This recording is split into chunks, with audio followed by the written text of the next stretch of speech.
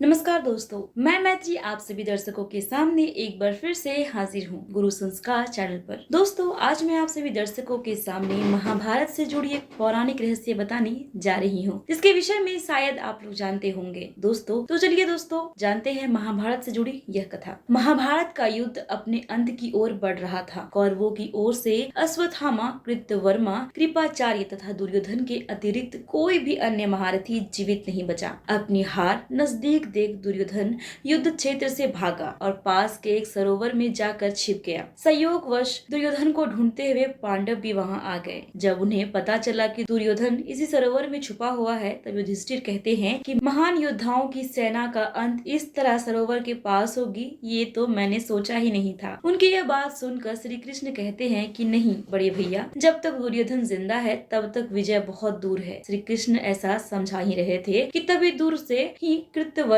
कृपाचार्य और अश्वत्थामा उन्हें देख लेते हैं। कृतवर्मा पूछता है कि पांडव उस झील के पास खड़े क्या कर रहे हैं। कृपाचार्य कहते हैं कि कदाचित दुर्योधन उसी सरोवर में छिपा हो। तब अश्वत्थामा कहता है कि दुर्योधन जैसे महावीर के लिए छिपने जैसे शब्दों का प्रयोग न करे। मामा श्री, वीर तो आगे बढ़कर मृत्यु को गले लगाते हैं। ये युद्ध अभी समाप्त नहीं हुआ है। वहाँ 5 पांडव हैं तो हम 4 भी यहाँ हैं। यदि पांडवों ने कार्यता दिखलाई और वे सब के सब उस पर टूट पड़े तो हम भी टूट पड़ेंगे। फिर वह तीनों वहीं खड़े रहकर प्रतीक्षा करते हैं। उधर युधिष्ठिर सरोवर में आवाज लगाता है, हे अनुज दुर्योधन। सरोवर के जल में बैठा दुर्योधन आंख खोलकर ऊपर देखने लगता है। फिर युधिष्ठिर कहते हैं कि तुम्हारे ही कारण शांति का मार्ग बंद हुआ। तुम्हारे ही कारण भीष्म पितामह सरसैया पर लेटे हैं। तुम्हारे ही कारण कर्ण वीरगति को प्राप्त हुआ। तो तुम वीरों की भांति इस युद्ध का अंतिम स्वागत करने के लिए आगे क्यों नहीं बढ़ते? हे दुर्योधन, या तो पराजय स्वीकार करो या सरोवर से निकलकर युद्ध करो। और उन्होंने बाहर निकलकर युद्ध करने की चुनौती दी। पांडवों की ललकार सुन दुर्योधन सरोवर से बाहर निकल आया। भीम ने अवसर देखकर दुर्योधन को युद्ध के लिए ललकारा। दोनों का